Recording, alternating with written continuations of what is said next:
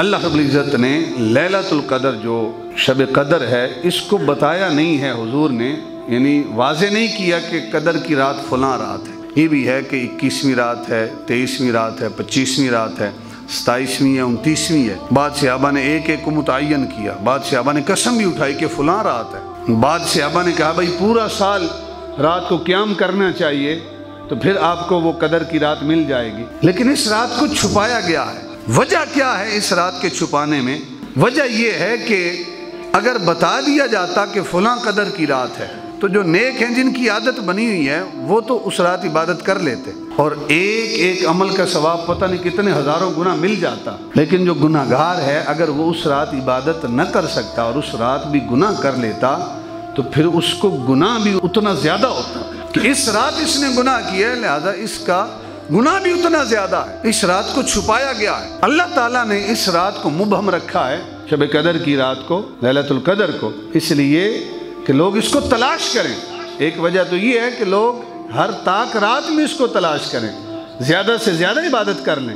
اگر پتہ چل جائے بھائی 27ویں رات ہی شب قدر کی ہے تو 25ویں رات کو تو کوئی نہیں جاگے گا، 29ویں رات کو تو کوئی نہیں جاگے گا۔ ایک یہ بھی ہے کہ اس کو مبہم رکھا تاکہ ہر طاق رات میں قیام کیا جائے اور اللہ اس کو پسند فرماتا ہے۔ اور ایک وجہ یہ ہے کہ اس کو مبہم رکھا گیا کہ نیک تو عبادت کریں گے، جس گناہ گار کو پتہ ہوا کہ یہ شب قدر کی رات ہے اور پھر وہ گناہ کرے گا، وہ برائی کا ارتکاب کرے گا تو پھر اس کا گناہ ایک گناہ نہیں لکھا جائے گا، اس کا گناہ پھر اس حساب سے لکھا جائے گا، اس لیے اس کو مخفی رکھا گیا۔ اور تیسری بات یہ بھی ہے کہ جتنی عظیم چیزیں ہیں ان سب کو مخفی رکھا گیا۔ کتنی عظیم چیزیں ہیں؟ آج جمعۃ المبارک کا بابرکت دن ہے، اس دن میں ایک خاص گھڑی ایسی ہے کہ جس گھڑی میں بندہ جو بھی رب سے دعا کرتا ہے اللہ ہر دعا کو قبول کرتا ہے، لیکن بتایا نہیں ہے کہ وہ جمعے کے بعد ہے یا جمعہ سے پہلے۔ امام صاحب جب فرض کے بعد دعا کرتے ہیں کیا وہی گھڑی ہے یا اس کے علاوہ کوئی گھڑی ہے؟ بتایا نہیں گیا۔ کیوں نہیں بتایا گیا؟ اس لیے کہ بندہ مومن ہر لمحے جمعے کے دن رب کی بارگاہ میں دل سے بھی اور زبان سے بھی اپنے گناہوں کی مغفرت طلب کرتا رہے۔ ہو سکتا ہے کسی گھڑی دعا کی قبولیت کا وقت ہو اور اللہ اس کی دعا کو قبول فرما لے۔ پھر احباب جی وقار، انسان کی موت کا کوئی وقت معین اور وقت کا تعین جو ہے وہ موت کے حوالے سے نہیں ہے۔ فَإِذَا جَاءَ أَجَلُهُمْ لَا يَسْتَأْخِرُونَ سَاعَةً وَلَا يَسْتَقْدِمُونَ۔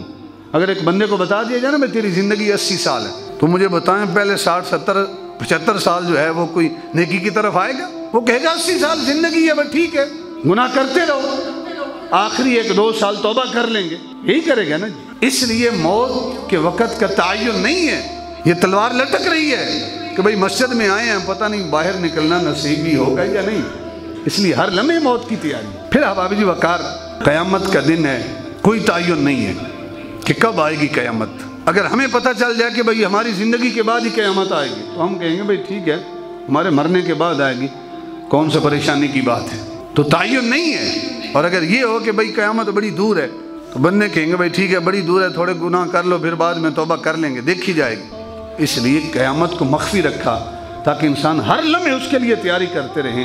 یہی وجہ ہے کہ اللہ رب العزت نے شب قدر کو بھی مخفی رکھا ہے۔ وجہ کیا ہے؟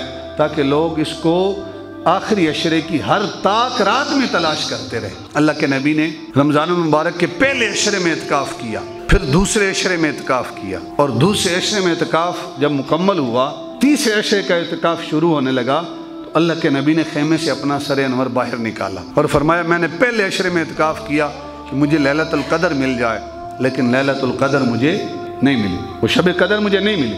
میں نے دوسرے عشرے میں اعتکاف کیا کہ مجھے مل جائے، لیکن لیلۃ القدر مجھے نہیں ملی۔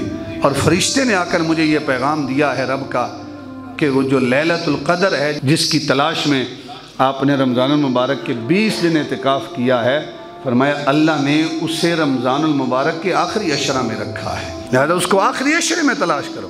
اللہ کے نبی نے ارشاد فرمایا کہ جو اعتکاف کرنا چاہتا ہے ان بابرکت گھڑیوں میں میرے ساتھ آخری عشرے کا اعتکاف کرے، اللہ تعالیٰ اسے شب قدر بھی نصیب فرمائے گا۔